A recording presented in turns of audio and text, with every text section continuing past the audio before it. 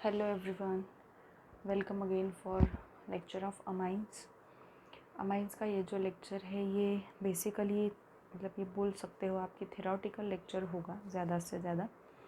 Previous lecture में हमने amines के जो प्रिपरेशन मेथड्स है वो हमने कवर अप किए थे।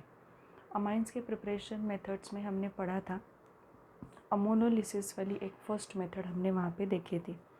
अमोनोलिसिस में क्या होता है कि अल्काइल हैलाइड में जो CX बॉन्ड है वो CX बॉन्ड वहाँ पे ब्रेक होता है with the help of ammonia, hence the process is said to be ammonolysis. तो अमोनोलिसिस में ये हो रहा है, अल्काइलेशन ऑफ अमोनिया उसे ही कहा जाता है। और एक पॉइंट यहाँ पे मैं बोलना आप लोगों को भूल गई थी कि अमोनोलिसिस ऑफ अल्काइल हैलाइड में अगर आप वहाँ पे टर्शरी ब्यूटाइल ब्रोमाइड या टर्शरी ब्यूटाइल हैलाइड वहाँ पे लेते हो तो वहाँ पे आपको बेसिकली अमाइंस का प्रिपरेशन नहीं मिलता है। वहाँ पे आपको प्रिपरेशन मिलेगा आइसोब्यूटाइलिन का। आइसोब्यूटाइलिन का प्रिपरेशन वहाँ पे मिलेगा। टेक्स्ट बुक में रिएक्शन वहाँ पे दी है, गिवन है, बट ये जस्ट मैं आपको बता रही हूँ कि ये इस तरीके से हो सकता है। सब्स्टिट्यूशन जो होता है, सब्स्टिट्यूशन के ऊपर एलिमिनेशन डोमिनेट कर जाता है उस केस में। सो आइसोब्यूटाइलिन वहाँ पे फॉर्म होगा, मतलब अल्कीन का प्रिपरेशन होगा।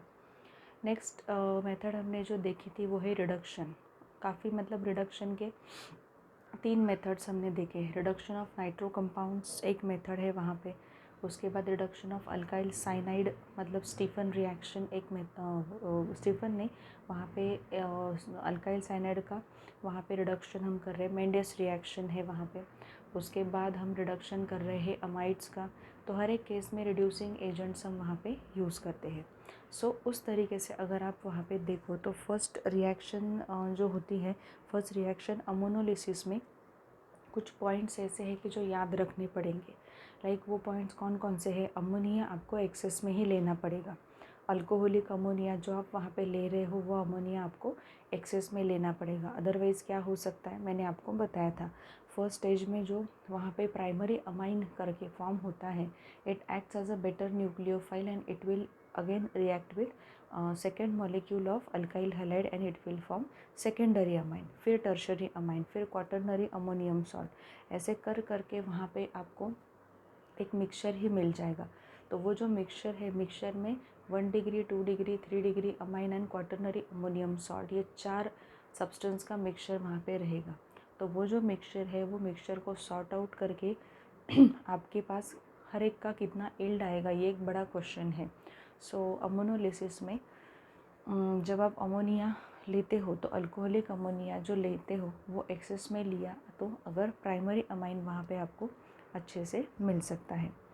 नेक्स्ट मेथड रिडक्शन की देखी थी। रिडक्शन में मतलब बहुत सारा डिस्कशन करने के लिए है नहीं, बट अल्काइल साइनाइड का रिडक्शन जो है वो रिडक्शन काफ़ी इंपॉर्टेंट होगा as it is a Mendius reaction, a name reaction.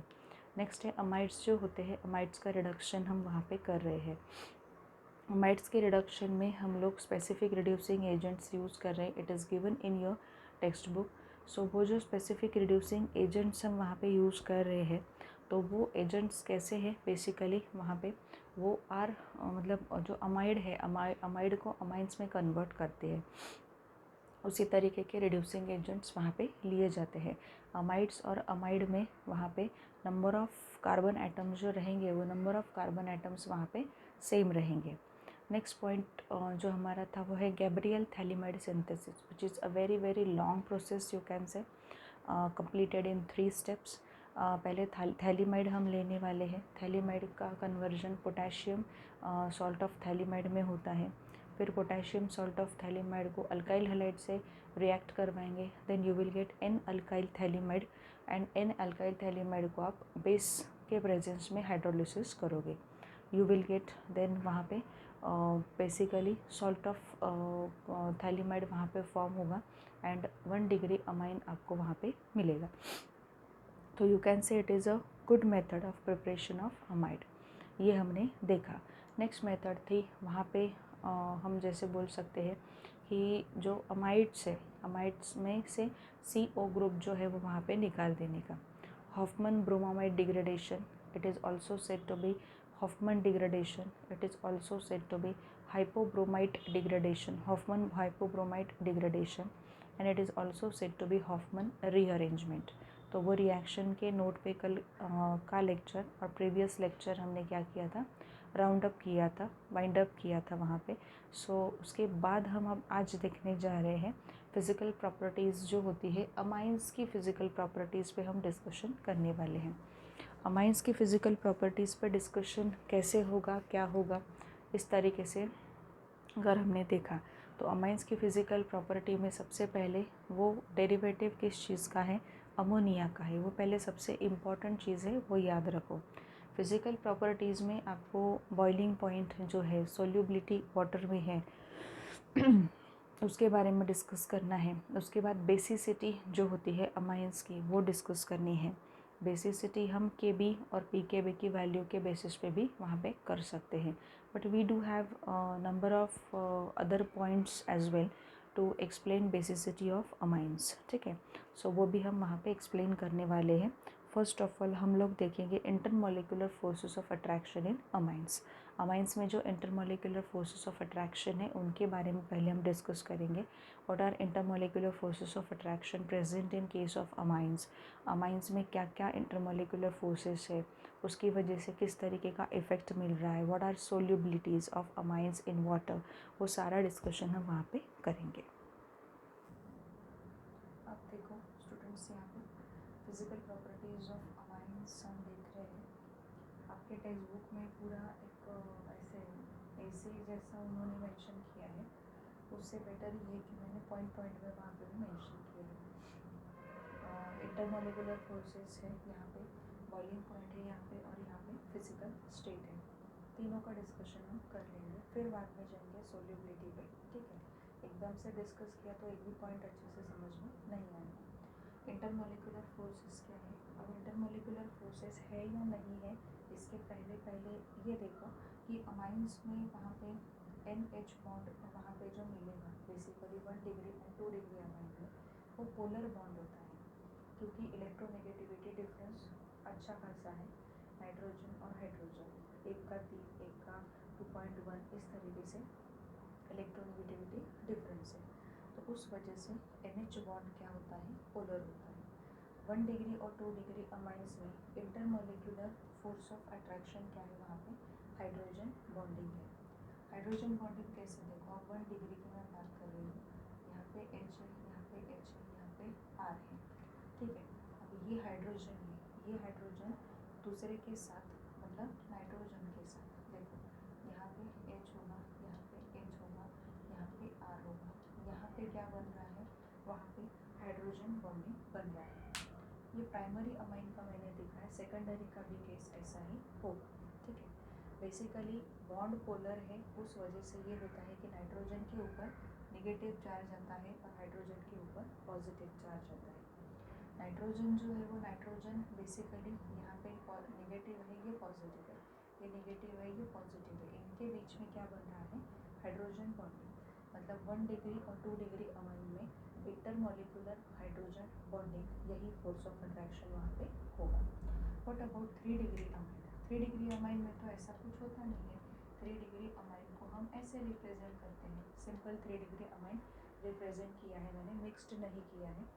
अब सिंपल 3 डिग्री अमाइन में यहाँ पे R, यहाँ पे R, सब जगह पे R, मतलब N जो है वो डायरेक्टली बॉन्डेड टू कार्बन है.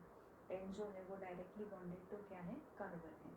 सो यहाँ पे अगर आप देखो ना, तो यहाँ पे आपको समझ में आएगा कि नाइट्रोजन और हाइड्रोजन में जितना इलेक्ट्रोनेगेटिविटी का डिफरेंस होता है उतना नाइट्रोजन और कार्बन में नहीं होता. बट ये श्योर ये होता है कि नाइट्रोजन और कार्बन ये जो दो है, ये थोड़ा डिफरेंस होने की वजह से पोल्स क्रिएट कर सकते हैं इलेक्ट्रोनेगेटिविटी की वजह से. यहाँ पे नाइट्रोजन है, यहाँ पे कार्बन है. R मतलब क्या है, कोई ना कोई अल्काइल ग्रुप होगा, तो कार्बन से ही अटैचमेंट होगी ना.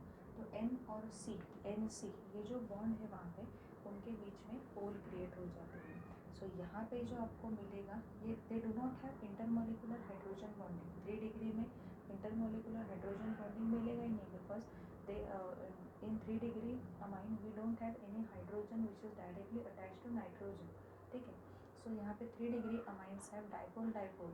Intermolecular dipole dipole force of attraction. Intermolecular dipole dipole force of attraction वहाँ पे आपको मिलेगा। जैसे ये है, ये दोनों के बीच में N और C के बीच में अगर आप देखो तो ये इलेक्ट्रोनिगेटिव ज़्यादा है तो निगेटिव चार्ज उस पर आएगा, कार्बन पे पॉजिटिव आएगा। तो इस तरीके से वहाँ पे intermolecular dipole dipole force of attraction वहाँ पे मिलेगा। So this is all about you can से इंटरमोलिकुलर फोर्सेस। तो इन शॉर्ट हम ये बोल सकते हैं कि इंटरमोलिकुलर फोर्सेस जो होते हैं, इंटरमोलिकुलर फोर्सेस 1 डिग्री में ज़्यादा है, देन 2 डिग्री में है और 3 डिग्री में नहीं है, बिल्कुल भी वहाँ पे नहीं है। जब इंटरमोलिकुलर फोर्सेस 1 डिग्री में क्यों ज़्यादा है, बिकॉज 1 डिग्री में नाइट्रोजन के साथ जो हाइड्रोजन अटैच है वो ज़्यादा अवेलेबल है। 2 डिग्री में नाइट्रोजन के साथ जो हाइड्रोजन अटैच है वो कम हो रहे हैं। ठीक है, जैसे हमने यहाँ पे देखा कि सपोज ये है NH और यहाँ पे R, ये 1 डिग्री है, यहाँ पे NH और यहाँ पे R और यहाँ पे R 2 डिग्री है। तो हाइड्रोजन यहाँ पे 2 है, यहाँ पे 1 ही है। तो इंटरमोलिकुलर हाइड्रोजन बॉन्डिंग कहाँ पे ज़्यादा मिलेगी, 1 डिग्री अमाइंस में इंटरमोलिकुलर हाइड्रोजन बॉन्डिंग ज़्यादा मिलेगी। वेयरएज अगर आप देखो वहाँ पे अगर आप यहाँ पे देखते हो, जैसे मैंने अभी कहा था कि इंटरमोलिकुलर हाइड्रोजन बॉन्डिंग कहाँ पे ज़्यादा मिलेगी, 1 डिग्री अमाइन में ज़्यादा मिलेगी और 2 डिग्री अमाइन में वहाँ पे कम मिलेगी। तो इंटरमोलिकुलर हाइड्रोजन बॉन्डिंग कहाँ पे नहीं है, 3 डिग्री अमाइन में नहीं है, because in 3 degree amine we don't have any hydrogen attach to nitrogen, we have alkyl और aryl groups directly attach to nitrogen. So ये प्रॉब्लम है कि आपको क्वेश्चन आ सकता है कि अमाइंस जो होते हैं, अमाइंस में 1 डिग्री 2 डिग्री 3 डिग्री इस तरीके से कैटेगराइजेशन है। वहाँ पे फोर्स ऑफ अट्रैक्शन कौन से होते हैं, कौन से है, वान डेर वाल है, IH बॉन्डिंग है, डाइपोल डाइपोल इंटरैक्शन है, क्या है एग्जैक्टली, कौन से फोर्स ऑफ अट्रैक्शन आपको वहाँ पे मिल जाते हैं। तो फोर्सेस ऑफ अट्रैक्शन में 1 डिग्री और 2 डिग्री में इंटरमोलिकुलर हाइड्रोजन बॉन्डिंग प्रेजेंट है और 3 डिग्री में इंटरमोलिकुलर हाइड्रोजन बॉन्डिंग नहीं है। 3 डिग्री में we have intermolecular dipole dipole force of attraction. ठीक है, सो ये बेसिक मेन आपके पास है। मतलब सबसे ज़्यादा स्ट्रॉन्गेस्ट हाइड्रोजन बॉन्डिंग कहाँ मिलेगी आपको बच्चों, 1 डिग्री अमाइन में मिलेगी। 1 डिग्री अमाइन में हाइड्रोजन ज़्यादा है, इसलिए हाइड्रोजन बॉन्डिंग का मैग्नीट्यूड भी बढ़ जाता है। 2 डिग्री में हाइड्रोजन है लेकिन कम है 1 डिग्री से, इसलिए 2 डिग्री अमाइन में हाइड्रोजन बॉन्डिंग का जो मैग्नीट्यूड है वो कम है। और 3 डिग्री अमाइन में तो है ही नहीं, 3 डिग्री अमाइन में बिल्कुल भी वहाँ पे हाइड्रोजन नहीं है। सो 3 डिग्री अमाइन में we have intermolecular dipole dipole force of attraction. So सबसे ज़्यादा फोर्स ऑफ अट्रैक्शन, सबसे ज़्यादा हाइड्रोजन बॉन्डिंग या सबसे ज़्यादा बेस्ट फोर्स ऑफ अट्रैक्शन जो मिलेगा, it is in a 1 degree amine. ठीक है, moving towards next boiling point. अब बॉइलिंग पॉइंट जो होता है, मैं बहुत बार आपसे बोल चुकी हूँ, बॉइलिंग पॉइंट जो होता है उसके लिए ये पॉइंट आपको काफ़ी क्लियर होना चाहिए, बहुत क्लियर होना चाहिए। बहुत से बच्चे ऐसे होते हैं कि इंटरमोलिकुलर हाइड्रोजन बॉन्डिंग या इंटरमोलिकुलर फोर्सेस के बारे में पता नहीं होता। एक स्पेसिफाइड ऑर्गेनिक कंपाउंड है, उसके इंटरमोलिकुलर फोर्सेस ऑफ अट्रैक्शन के बारे में बिल्कुल पता नहीं चलता, लेकिन उनको बॉइलिंग पॉइंट जो होते हैं वो बॉइलिंग पॉइंट को जज करना है और उनका करेक्ट आंसर भी देना है। ऐसे नहीं होता। इंटरमोलिकुलर फोर्सेस ऑफ अट्रैक्शन का नॉलेज अगर आपको है कि स्पेसिफिक ऑर्गेनिक कंपाउंड में कौन से टाइप का force of attraction, intermolecular forces वहाँ पे दिख रहे हैं, वहाँ पे बन रहे हैं, तब जाके आप क्या कर सकते हो, बॉइलिंग पॉइंट का जो पॉइंट है उसको क्लियर आउट कर सकते हो। अदरवाइज़ बॉइलिंग पॉइंट क्लियर होना बहुत मुश्किल है अलावा दिस इंटरमोलिकुलर फोर्सेस के। अब बॉइलिंग पॉइंट में तो काफ़ी सिंपल है। बॉइलिंग पॉइंट में तो आपके पास सीक्वेंस है ही, 1 डिग्री अमाइन का बॉइलिंग पॉइंट सबसे ज़्यादा होता है, देन 2 डिग्री अमाइन का होता है एंड देन 3 डिग्री अमाइन का होता है। यहाँ पे आपको एक्सप्लेन करने के लिए क्वेश्चन आ सकता है, why 1 degree amine has higher boiling point than 2 degree and 3 degree. अब यहाँ पे आपको एक्सप्लेन करना पड़ेगा। एक्सप्लेन करने के लिए यहाँ पे थोड़ा सा स्ट्रक्चर वगैरह निकालना पड़ेगा। अब ये 1 डिग्री के बारे में, अब यहाँ पे मैं निकाल रही हूँ, H है, यहाँ पे R है, यहाँ पे R है, ये 2 डिग्री है, ठीक है। और यहाँ पे मैंने निकाला है आर है, यहाँ पे आर है और यहाँ पे भी आर है। ये 3 डिग्री के बारे में, मतलब लिखो यहाँ पे कि ये 1 डिग्री है, ये 2 डिग्री है और ये यहाँ पे 3 डिग्री है। तो इस तरीके से अगर हम देखें तो यहाँ पे 2 हाइड्रोजन प्रेजेंट है directly attach to nitrogen, and because of like NH bond, polarity of the NH bond, we do observe intermolecular hydrogen bonding in a more magnitude in 1 degree amine. So to break that particular hydrogen bonding in such a magnitude, in such a greater case, we do need more energy, more external energy to be provide. ठीक है, सो उस तरीके से अगर 2 degree में देखो, 2 degree में भी we have only 1 hydrogen which is directly attach to nitrogen. So यहाँ पे भी इंटरमोलिकुलर हाइड्रोजन बॉन्डिंग आपको मिलेगी, but intermolecular hydrogen bonding 2 degree में 1 डिग्री से कम मिलेगी क्योंकि एक ही हाइड्रोजन प्रेजेंट है। अब यहाँ पे 3 डिग्री अमाइन में क्या केस है, 3 डिग्री अमाइन में we have all the alkyl groups attached to nitrogen, so we do have a NC bond. ठीक है, so because of that polarity, you can say polarity भी नहीं बोल सकते, वहाँ पे N के ऊपर नेगेटिव चार्ज आ रहा है, कार्बन के ऊपर पॉजिटिव चार्ज, डाइपोल क्रिएट हो सकते हैं। So we do have a intermolecular dipole force of attraction in case of 3 degree amine. If you observe all the forces of attraction, then in case of 1 degree amine it is more, because hydrogen bonding is much more you can say greater force of attraction than dipole. So in this way boiling point of 1 degree amine is more than 2 degree and then 3 degree. In this way you have to tackle the question and you have to write the answer. Moving towards next point, physical state. Physical state क्या है, बहुत ही simple है। Lower aliphatic amines जो होते हैं, ये सबसे important points याद रखो। अब आप पूछोगे व्हाट अबाउट एरोमेटिक अमाइंस, यहाँ पे वो क्वेश्चन पूछने की ज़रूरत नहीं है, आगे जाके टेक्स्ट बुक में कहीं ना कहीं वो पॉइंट मिल जाते हैं। ठीक है, सो यहाँ पे देखो लोअर एलिफैटिक अमाइंस जो है वो गैसेस फॉर्म में आपको मिलते हैं, उनका ऑर्डर भी काफ़ी फिशी ऑर्डर वहाँ पे होता है। ठीक है, मिडल मेंबर्स जो होते हैं एलिफैटिक अमाइंस के, they are in a liquid form, and what about higher members are in a solid form. ठीक है, this is all under ordinary temperature and pressure. If ordinary temperature and pressure changes, if it increases or if it decreases, the states, or you can say the order, it gets affected by the particular temperature and particular pressure, you can say. ठीक है, सो यहाँ पे हमने points का discussion किया है, ये सारे के सारे पॉइंट्स आपके टेक्स्ट बुक में एक ही इसमें उन्होंने दे दिए हैं, which is not good actually. Bifurcation यहाँ पे होना चाहिए, जैसे इंटरमोलिकुलर फोर्सेस मैंने बताया अलग से, बॉइलिंग पॉइंट बताया। बॉइलिंग पॉइंट का डिस्कशन जब करना होता है ना, तो सबसे पहले आपको इंटरमोलिकुलर फोर्सेस, वो पर्टिकुलर ऑर्गेनिक कंपाउंड में कितने इंटरमोलिकुलर और कौन से इंटरमोलिकुलर फोर्सेस प्रेजेंट है, ये पता होना ज़्यादा ज़रूरी होता है बच्चों। अगर ये पता नहीं है आपको तो हो सकता है मे बी कि बॉइलिंग पॉइंट का डिस्कशन करने में आपको प्रॉब्लम आएगी। अब हम आगे बढ़ने वाले हैं सॉल्युबिलिटी के बारे में।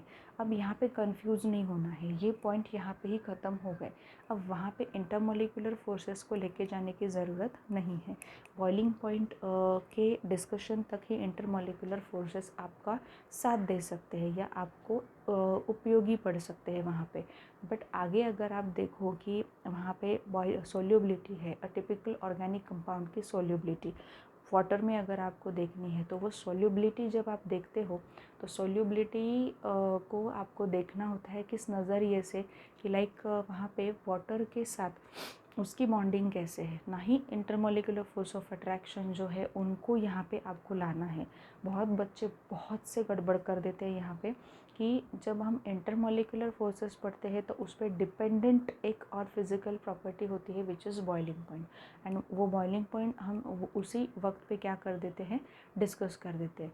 सॉल्युबिलिटी को बाद में डिस्कस करते हैं। Solubility is all about how the particular organic compound has relation, has connection और has a bonding with water. ठीक है, वाटर के साथ बॉन्डिंग कैसे बना पा रहा है। अब अमाइंस है तो अमाइंस वाटर के साथ बॉन्डिंग कैसे बना पा रहा है, बना रहा है या नहीं बना रहा है, कितना स्ट्रॉन्ग है, कितना वीक बॉन्डिंग बना रहा है, ये सारी चीज़ें हम देखने वाले हैं सोल्यूबिलिटी ऑफ अमाइंस में। So let's say about solubility of amines. अब फोर्थ पॉइंट है सोल्यूबिलिटी ऑफ अमाइंस। अगेन मैं यहाँ पे बोल रही हूँ आपको, अमाइंस का वाटर के साथ कैसे कनेक्शन है, अमाइंस जो होते हैं वो वाटर के साथ कैसे वहाँ पे रिएक्ट हो पाते हैं, या अमाइंस जो होते हैं वो वाटर में कितने वहाँ पे घुल मिल जाते हैं, सॉल्वेट हो सकते हैं, उस पर डिपेंड करती है solubility of amines in water. अब यहाँ पे कोई भी पर्टिकुलर कंपाउंड हो, मैंने वहाँ भी आपको कहा था कि लाइक अल्काइल हैलाइड में भी हमारा डिस्कशन हुआ, अल्कोहल में भी डिस्कशन हुआ, कार्बोक्सिलिक एसिड में भी डिस्कशन हुआ सोल्यूबिलिटी इन वाटर के बारे में। सो वो डिस्कशन में हर एक में हमने यही देखा कि वाटर में जो भी हाइड्रोजन बॉन्डिंग्स प्रेजेंट है वो हाइड्रोजन बॉन्डिंग्स ब्रेक करके ऑर्गेनिक कंपाउंड को उसमें क्या करना है, खुद को सॉल्वेट कर लेना है, तब जाके हम बोल सकते हैं कि a typical compound gets soluble in water. वही क्राइटेरिया यहाँ पे भी है। लोअर एलिफेटिक अमाइंस जो होते हैं, लोअर एलिफेटिक अमाइंस जो होते हैं they are soluble in water. Lower amines जो होते हैं, लोअर एलिफेटिक अमाइंस की मैं बात कर रही हूँ, they are soluble in water because they can form hydrogen bond with water.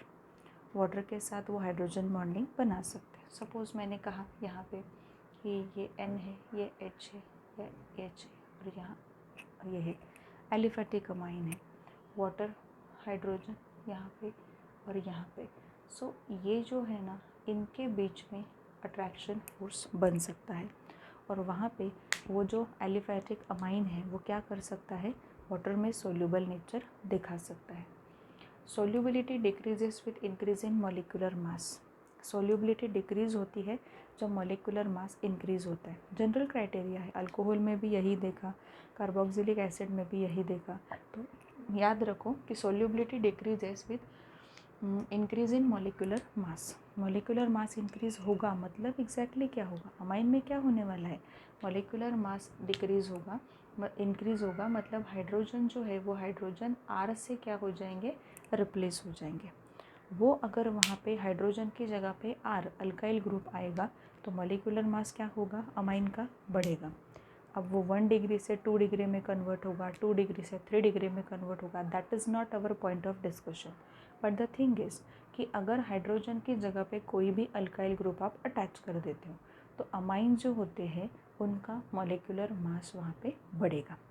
Molecular mass वहाँ पे जैसे ही बढ़ता है, मॉलिक्यूलर मास वहाँ पे जैसे ही बढ़ता है, सोल्यूबिलिटी इन वाटर क्या होती है, डिक्रीज़ हो जाती है। अब ऐसा क्यों, हमने पहले भी देखा है कि size and hydrophobic nature of alkyl group is responsible for this particular sentence. ये जो सेंटेंस है, ये सेंटेंस के लिए ये रीज़न हमारे पास है।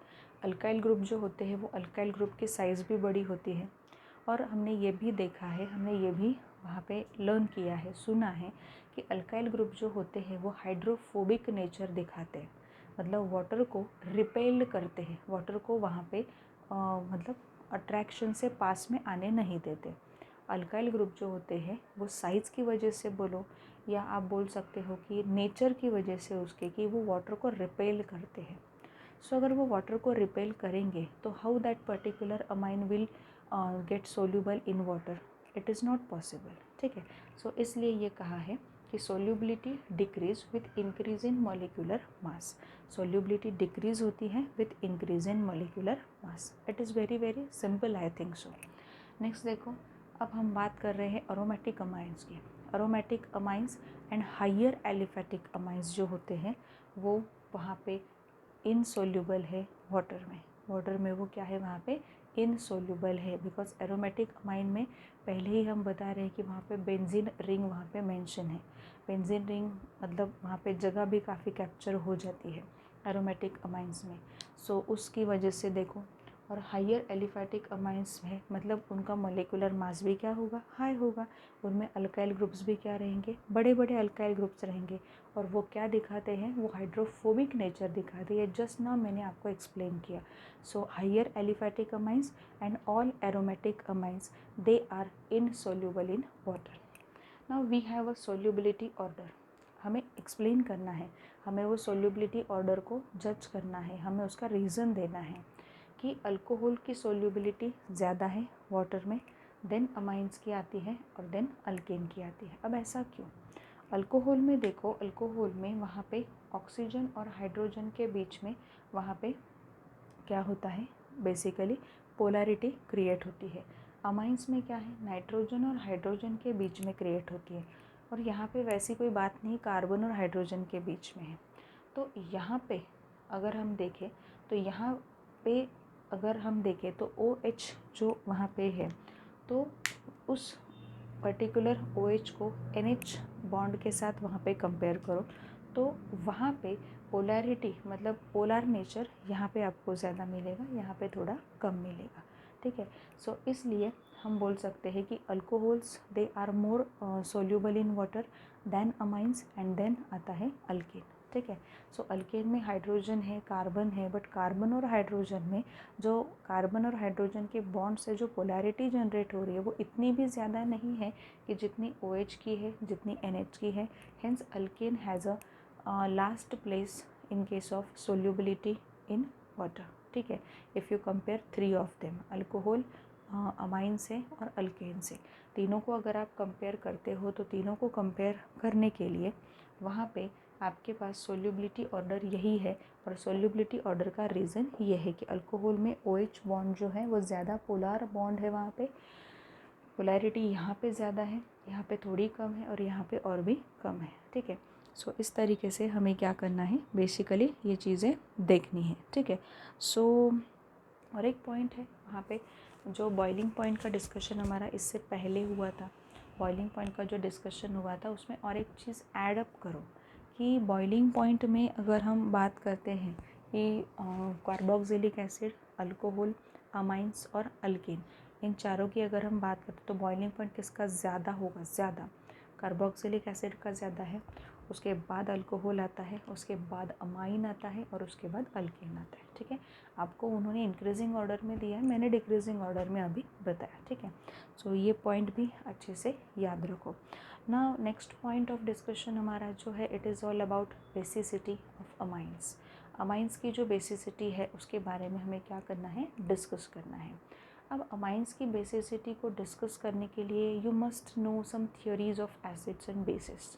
लाइक वहाँ पे लुईस थियोरी है, लॉरी ब्रॉन्स्टेड थियोरी है। ये आपको पता होनी चाहिए कि लुईस थियोरी में कब बेस कहा जाता है किसी भी सब्सटेंस को, लॉरी ब्रॉन्स्टेड थियोरी में कब बेस कहा जाता है किसी भी सब्सटेंस को। ठीक है, सो ये अगर पता है तो बेसिसिटी ऑफ अमाइंस जो है वो pKb एंड Kb के वैल्यू से काफ़ी आसानी से आपको समझ में आ सकती है। So let's focus on basicity of amines. अब यहाँ पे देखो, बेसिसिटी ऑफ अमाइंस के बारे में हम डिस्कशन कर रहे हैं। बेसिसिटी ऑफ अमाइंस बेसिकली क्या है ये हम देखेंगे। Basic nature of amines is due to lone pair of electron on nitrogen atom। Presence of lone pair of electron on nitrogen atom जो है उसकी वजह से अमाइंस जो होते हैं उनका बेसिक नेचर आपको दिखाई देता है। अब यहाँ पे RNH2 चाहे वो 1 डिग्री हो, लोन पेयर प्रेजेंट है। RNHR यहाँ पे भी 2 डिग्री है तो यहाँ पे भी क्या प्रेजेंट है, लोन पेयर प्रेजेंट है। RNR यहाँ पे भी लोन पेयर प्रेजेंट है। तो अगर आप यहाँ पे 1 डिग्री, 2 डिग्री, 3 डिग्री भी देखते हो तो नाइट्रोजन के ऊपर लोन पेयर का प्रेजेंस वहाँ पे होता है, which indicates the basic nature of amines. Next है 2 पर्टिकुलर ऐसे थियोरीज़ है, उस थियोरीज़ के बेसिस पे हम क्या कर सकते हैं, अमाइंस का बेसिक नेचर जो है वो जज कर सकते हैं, रादर हम एक्सप्लेन कर सकते हैं। लुईस थियोरी है एंड लॉरी ब्रॉन्स्टेड थियोरी है। लुईस थियोरी में क्या है, amines can share loan pair of electrons on nitrogen with electron deficient स्पीसी। हमें ये चीज़ पता है कि लुईस थियोरी में इलेक्ट्रॉन पेयर जिनके पास होते हैं वो क्या कर सकते हैं, वहाँ पे इलेक्ट्रॉन पेयर को शेयर कर सकते हैं, किसके साथ, जो इलेक्ट्रॉन डेफिशिएंट स्पेसी है उनके साथ, ठीक है। सो उस तरीके से अगर इलेक्ट्रॉन पेयर जिनकी तरफ से शेयर हो रहे हैं उनको वहाँ पे बेस कहा जाता है, लुईस बेस कहा जाता है। अब यहाँ पे क्या लिया है मैंने, ट्राई मिथाइल अमाइन लिया है, मतलब यहाँ पे 3 डिग्री अमाइन का एग्जाम्पल है। एमी मतलब क्या है, methyl, tri methyl CH3 group तीनों तरफ अटैच्ड है, स्मॉल इसमें वो लिखा है Me3N, तभी भी लोन पेयर प्रेजेंट है। यहाँ पे BF3 है, BF3 मतलब क्या है आपका, BF3 मतलब वहाँ पे ट्राई बोरॉन ट्राईफ्लोराइड, ठीक है। फिर डाइमराइज होकर B2H6 वहाँ पे बन जाता है, वो बात अलग है। बट BF3 को अगर आप देखते हो तो BF3 में B आपका जो है वो इलेक्ट्रॉन डेफिशिएंट सेंटर है, ऐसे वहाँ पे दिखा जाता है। इसके पास इलेक्ट्रॉन की कमी है, इसका ऑक्टेट कंप्लीट नहीं हुआ है। अगर हाइड्रोजन बॉन्ड अगर को मतलब वो जो आपका केमिकल बॉन्डिंग है, केमिकल बॉन्डिंग का जो अगर चैप्टर आपने अच्छे से किया होगा, सो you will know the structure of this particular thing. You are aware of this particular thing that boron बीच में होता है, फ्लोरीन जो होता है वो साइड में है, बोरॉन का ऑक्टेट कंप्लीट नहीं हुआ है, तो इलेक्ट्रॉन डेफिशिएंट है, ये हम यहाँ पे बोल सकते हैं। तो इलेक्ट्रॉन डेफिशिएंट है तो ये लोन पेयर जो है ये इसको दे सकता है, ठीक है। और देने के बाद नाइट्रोजन 4 वैलेंसीज होगी, तो नाइट्रोजन के ऊपर पॉजिटिव आएगा, एंड BF3 ने वो एक्सेप्ट किया है, इसलिए B के ऊपर क्या होगा, निगेटिव आएगा। सो ये कंपाउंड यहाँ पे फॉर्म होगा। तो इसमें हुआ क्या है, इसमें ये जो आपका अमाइन है, ये अमाइन ने ये लोन पेयर इसे शेयर किए, इसके साथ शेयर किए, तो ये शेयरिंग जो है उस वजह से उसे क्या कहा जाएगा, लुईस बेस कहा जाएगा, ठीक है। Moving towards next, Lowry Bronsted theory. Lowry Bronsted theory में क्या होता है, जो हाइड्रोजन मतलब प्रोटॉन को एक्सेप्ट करता है वो होता है बेस। अब यहाँ पे भी वही हुआ है, अमाइंस एक्सेप्ट H+। अब यहाँ पे लोन पेयर है, ये लोन पेयर की वजह से ये जो यहाँ का H+ और OH- इसमें फ्रैगमेंट में होगा, तो H+ इसने एक्सेप्ट कर लिया, इट विल बी NH। सो ये अगर यहाँ पे बेस है तो ये इसका क्या होगा, कॉन्जुगेट एसिड होगा, ठीक है। और यहाँ पे OH- एज इट इज़ रहेगा। तो इस केस में भी हम ये देख सकते हैं PKB और KB के वैल्यू से, जैसे यहाँ पे KB की वैल्यू अगर ज़्यादा है तो बेसिक नेचर जो है वो भी क्या है, वहाँ पे ज़्यादा है। PKB की वैल्यू अगर कम है तो बेसिक नेचर क्या है, वहाँ पे ज़्यादा है। तो ये आपको याद रखना होगा, ठीक है। इस तरीके से बेसिक नेचर हम एक प्राइमरी लेवल पे क्या करते हैं, अमाइंस का जज करते हैं। और यहाँ पे अगर बहुत स्ट्रॉन्ग बेस होता है, ठीक है, स्ट्रॉन्ग बेस होता है, तो ये जो इक्विलिब्रियम है ये राइट हैंड में क्या हो जाता है, शिफ्ट हो जाता है। ये आपको अच्छे से याद रखना है। इस तरीके से बेसिक नेचर ऑफ अमाइंस हमने क्या किया है, यहाँ पे डिस्कस किया है। बेसिक नेचर ऑफ अमाइंस में आपको 2 ही चीज़ें बस याद रखनी है कि वहाँ पे नाइट्रोजन के ऊपर लोन पेयर होते हैं, उस लोन पेयर की वजह से अगर हम देखें तो उस लोन पेयर की वजह से अमाइंस को बेसिक है ये कहा जाता है। अब वो कैसे प्रूव करें, किस तरीके से एविडेंस दें हम कि amines are basic in nature, so उसके लिए लुईस थ्योरी हमने अप्लाई करके देखी। लुईस थ्योरी में क्या होता है कि कोई भी एटम, एक पर्टिकुलर कंपाउंड में कोई भी एटम ऐसा होगा कि जिसके पास लोन पेयर है और वो लोन पेयर किसी इलेक्ट्रॉन डेफिशिएंट स्पेसीज के साथ शेयर कर रहा होगा, सो वो होता है लुईस बेस। यहाँ पे भी क्या होगा, नीचे लॉरी ब्रॉन्स्टेड में proton acceptor, hydrogen acceptor, H+ acceptor जो है वहाँ पे वो कहलाता है लॉरी ब्रॉन्स्टेड बेस। मतलब ये 2 चीज़ों से यही पता चलता है कि amines are basic in nature. Now moving towards next point of discussion हमारा ये होगा कि basic strength of aliphatic amines जो है उसके बारे में हम क्या करने वाले हैं, डिस्कस करने वाले हैं। एलिफैटिक अमाइंस में 1 डिग्री 2 डिग्री और 3 डिग्री वहाँ पे होगा, 1 डिग्री 2 डिग्री 3 डिग्री होगा। तो उसकी बेसिक स्ट्रेंथ कैसे होगी ये हम अब क्या करने वाले हैं, डिस्कस करने वाले हैं। दैट्स इट, बहुत ही सिंपल है। ये टॉपिक समझ में आया होगा तो आगे का भी बेसिक स्ट्रेंथ वाला टॉपिक जो है वो आपको बहुत आसानी से समझ में आ सकता है। So let's see basic strength of aliphatic amines. अब यहाँ पे basic strength of aliphatic amines के बारे में हम डिस्कस कर रहे हैं। Basic strength of aliphatic amines में पहले तो आप ये समझने की कोशिश करो कि सेकेंडरी अमाइंस जो होते हैं उनका बेसिक स्ट्रेंथ ज़्यादा होता है as per the observed pKb value. Secondary amines की पीकेबी वैल्यू जो होती है वो वहाँ पे कम होती है, इसलिए उसका बेसिक नेचर ज़्यादा होता है। टेक्स्ट बुक में आपको पेज नंबर आई थिंक 288 पे एक चार्ट दिया हुआ है रिलेटेड टू पीकेबी वैल्यू। तो पीकेबी वैल्यूज़ में आप वहाँ पे देखो, आपको बहुत ही अच्छे से समझ में आएगा कि सेकेंडरी अमाइंस जो होते हैं दे आर स्ट्रॉन्गेस्ट बेस होते हैं वहाँ पे देन एनी अदर अमाइंस। ठीक है, so according to pKb value ऐसा क्यों होता है? बेसिकली ये देखो, सेकेंडरी अमाइन जो होते हैं वो जब वाटर के साथ रिएक्ट करेंगे, ठीक है, सो उनका जो कॉन्जुगेट एसिड तैयार होता है वहाँ पे उसका जो इक्विलिब्रियम होता है वो राइट साइड में ज़्यादा लाई होता है। और मैंने अभी आपको कहा था कि इक्विलिब्रियम अगर राइट साइड में ज़्यादा लाई हो रहा है, मिल रहा है, तो वो जो बेस होता है वो स्ट्रॉन्गेस्ट बेस होता है एंड पीकेबी वैल्यू वहाँ पे कम हो जाती है। ठीक है, तो वही यहाँ पे मैंने लिखा है। सो यहाँ पे अगर देखो तो NH3 सबसे कम बेसिक है, अमोनिया जो है वो सबसे कम बेसिक है। देन आता है आपका प्राइमरी अमाइन जो है उससे थोड़ा ज़्यादा बेसिक है। देन आता है आपका secondary amine and secondary amine is more basic than tertiary. अब ये 1 डिग्री है और ये यहाँ पे आपका अमोनिया है। ठीक है, इसके एक सीक्वेंस से क्या पता चलता है आपको कि सेकेंडरी अमाइन जो होता है वो स्ट्रॉन्गेस्ट बेस है, ये हम पता कर सकते हैं।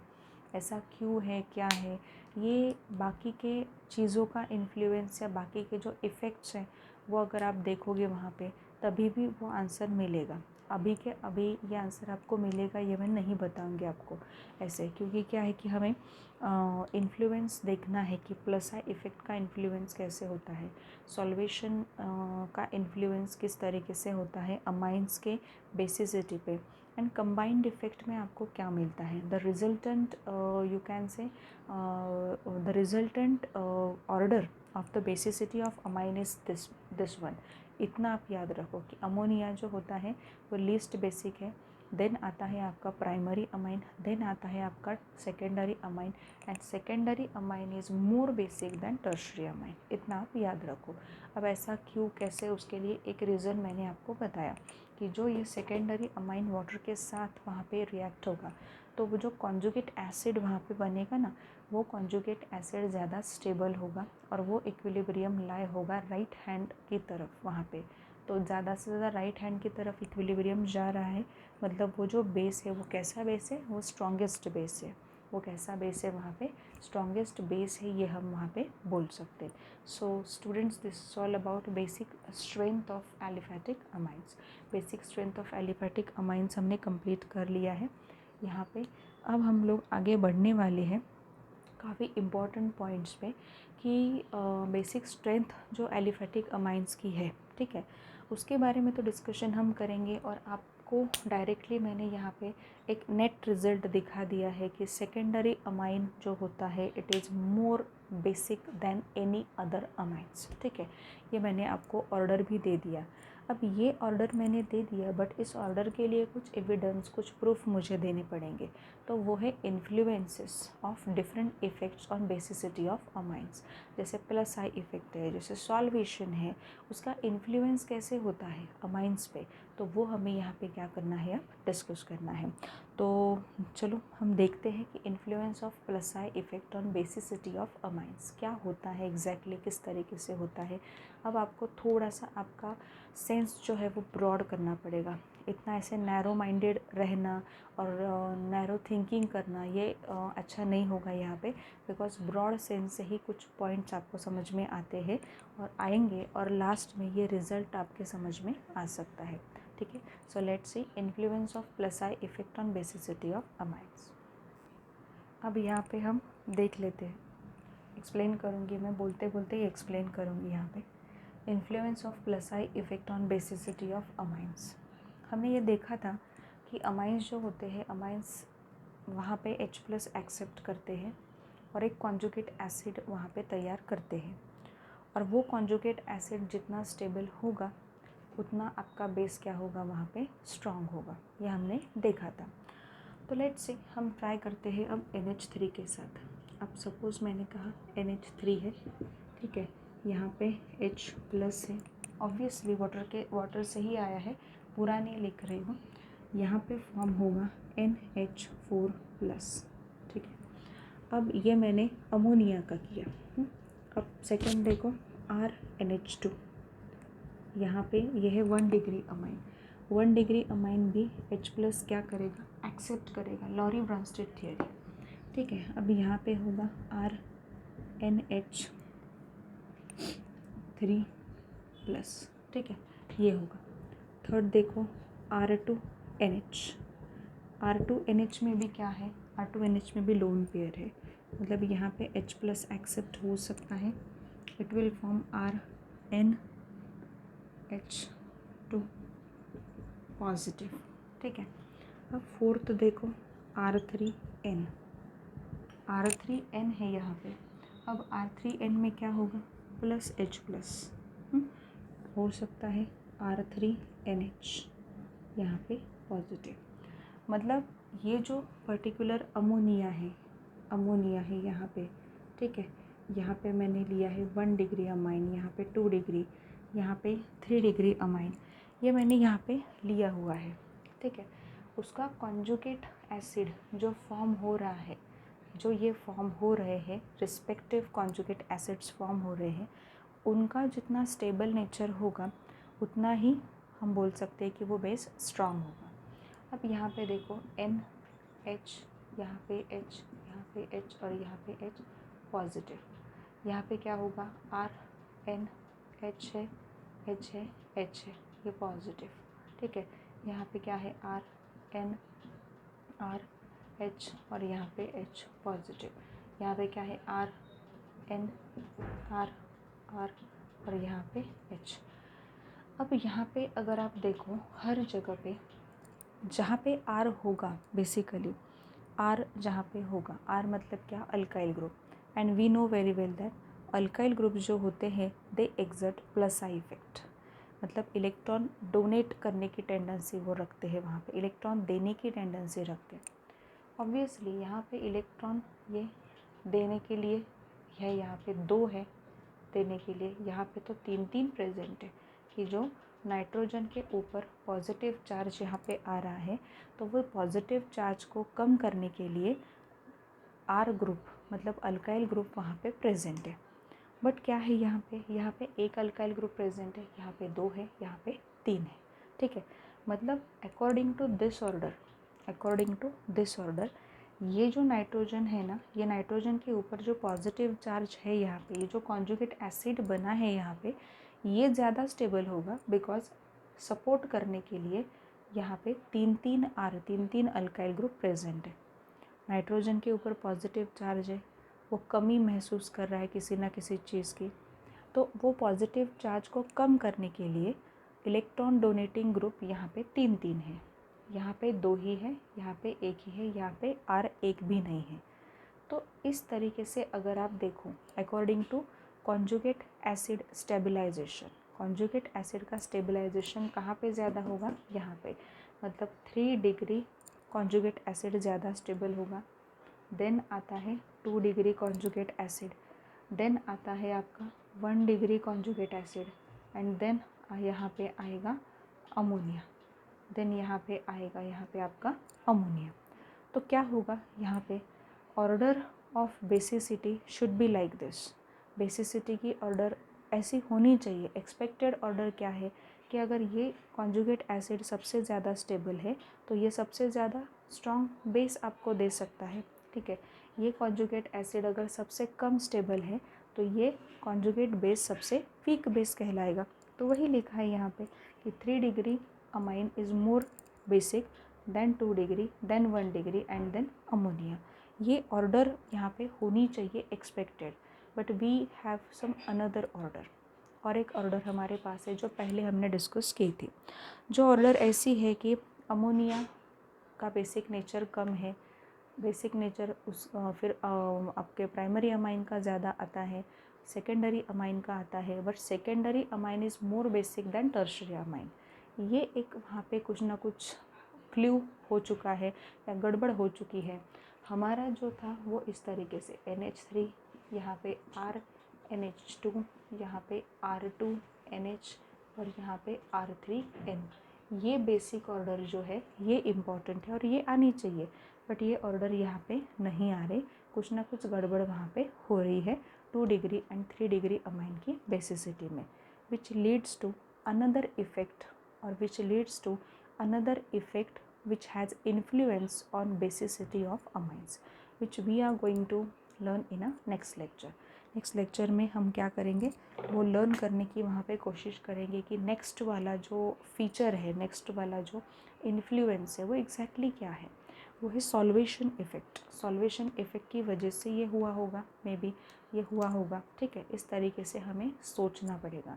सो in today's lecture we have completed more and more theory part.